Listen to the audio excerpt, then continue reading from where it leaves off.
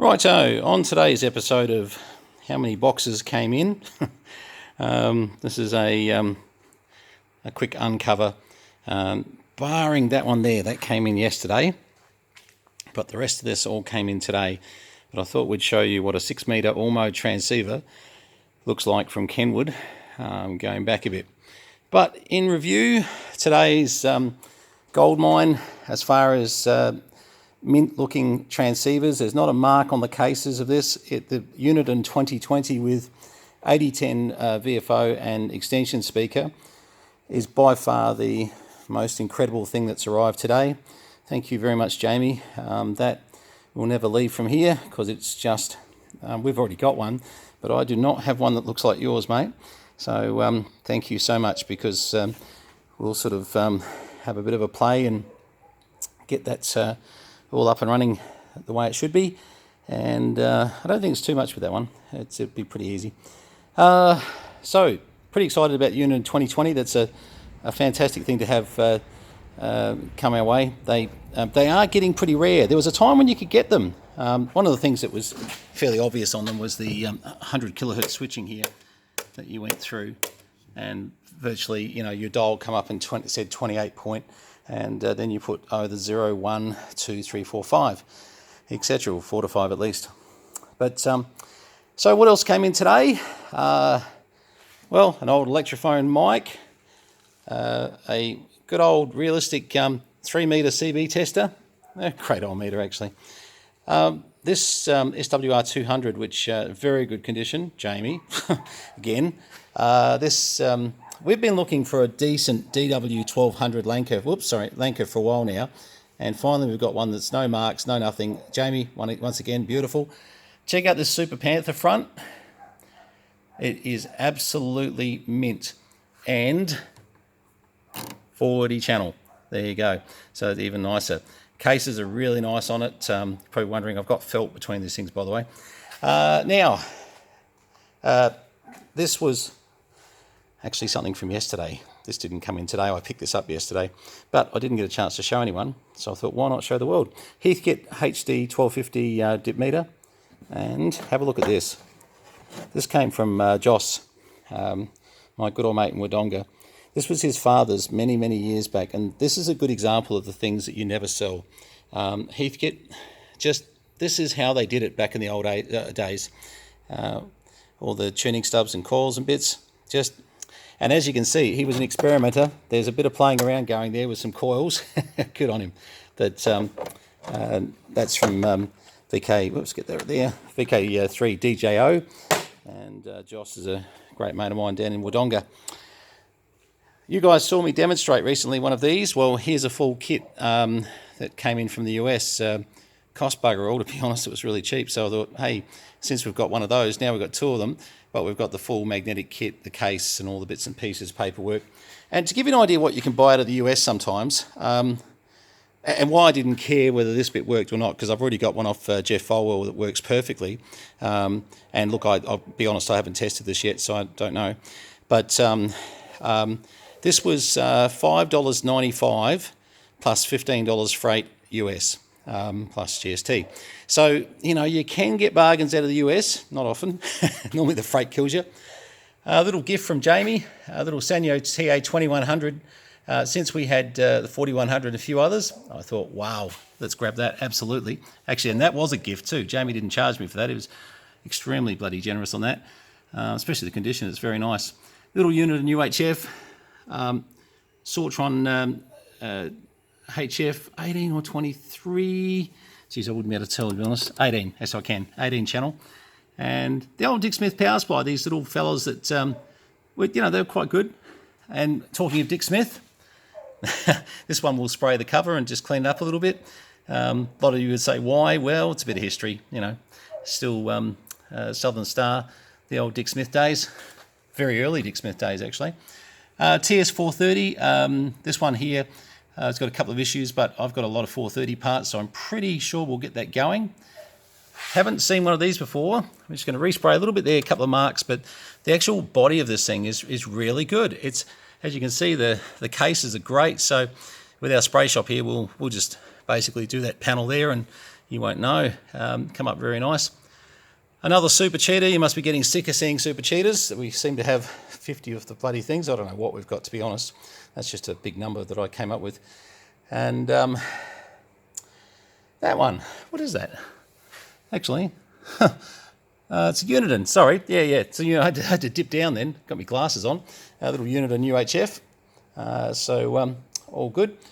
Oh, and for my old mate Ray up there in Queensland, I wanted this for an actual little application. We're putting it with another radio, and I needed something very, very small. And when he had put these up for sale, I'd highly recommend these too. Look, they won't do the power that these numbers say here, but if you can live with the fact they won't do those sort of numbers completely, they're a great little amp. So a bit of fun anyway. Thanks, Ray. Appreciate that. That came down beautifully. Not a mark as per usual. Your typical style of perfection. And sorry, Ray from Razor. Sorry, I should have said that. And get onto Razor Radios on the Facebook page. You'll see a whole lot of stuff that Ray's doing. There's a Targi mic, which actually a couple little touch-ups, but minor. We haven't got too much of the Italians as Targi stuff, so we'll probably keep those just to keep them in, around the place. So it's been a busy day. And a ICPS 15 came in as well with a switch on the front. I always pull these to bits, by the way. The moment you see someone's gone into them and put a switch into them, you absolutely need to say to yourself that, just check for electrical safety and make sure that you've got it all sorted out. Now, I'm going to pull this radio out of the box. So I'm going to put it on pause just for a split second, and I'll talk about the box in a second. But just hang on 2 ticks. Right, little quick break also to talk to Samantha about some dogs and things, but that all went well. Okay, so this is how we love receiving them. I mean, look at this. Manual looks like it's never been used before, and you sort of go, well, fantastic. Brackets. I mean, how many of you guys out there buy CB radios, buy amateur radios, and you say to yourself, where are the bloody brackets? And the never-ending power cords that never turn up. And not in this case. But there is a bit of a prize to anyone that can find out where all the brackets and power cords have gone to in life, because they're just gone. Anyway, we get around it. We buy new ones. All right, okay, so this, I'll just break the plastic back a bit, is a Mint TR9300. Now, this is a 6-metre all mode. If you can get one of these, good luck to you. I've been trying for years, absolutely years. And this is just so clean. It's just unreal. It really is. Have a look at that. I mean, who keeps this like this? Well, a chap in Queensland did, to be honest, and he did a great job over the years. I mean, there's just not a mark on this thing, amazing.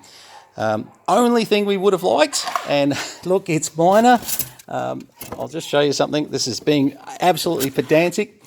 When you send boxes down to me, if you can put a bit of bubble wrap over them, if they're an original box, we want to keep them original. So obviously the address label's gone here, and my bloody post office has gone here, because they get so many boxes for me. I'm the only person in that post office where they literally have to mark the boxes, because there's 70, 80 boxes coming through a week at the moment. And unfortunately, look, I probably should have got onto this chap and said, hey, listen, please, make sure the box is unmarked, or put it in another box. I'll have to check my emails. I might have said it and he's just forgotten. But look, when I see the state of the radio, power cord, brackets, everything in plastic bags, suddenly, the fact that it's got my surname written on the box, and we've been able to take his label off pretty well, to be honest. So the box is, for all intents and purposes, pretty much intact. I am being completely anal by, wanting it to be perfect. But let's look at it, seriously. It's pretty good, isn't it? So, as I said, probably being a little bit over the top on that one. But when we see this type of thing, I mean, this is as good as it gets. It doesn't get any better.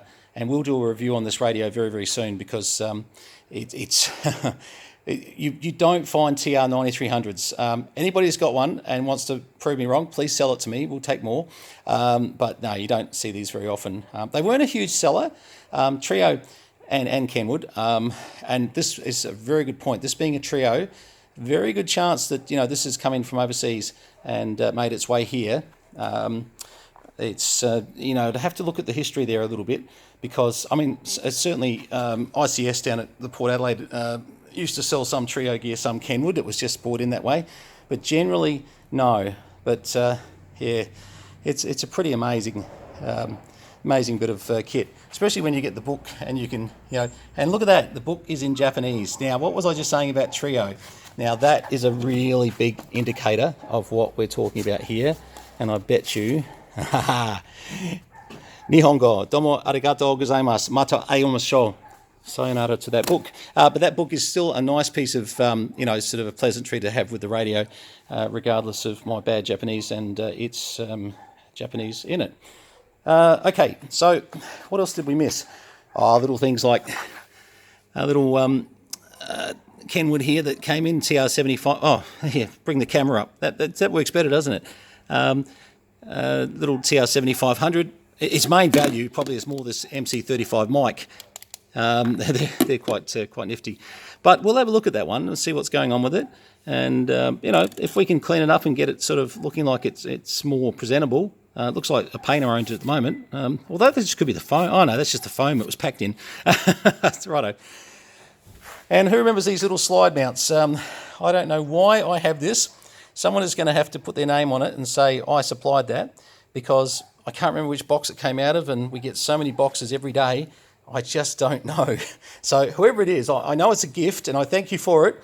Please excuse me for not knowing who it came from. We just go a bit crazy. To show you what crazy is, I keep telling Samantha that we sell far more than what we buy. Now, this is tips for new players.